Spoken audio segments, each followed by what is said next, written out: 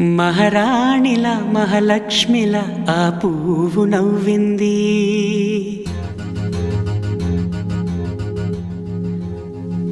అలాగే నవ్వుతూ ఉండాలని, అలాగే నవ్వుతూ ఉండాలని నింగి నేల వాగు వంక చెట్టు చేమ గువగూడు ఆశీర్వదించాయి.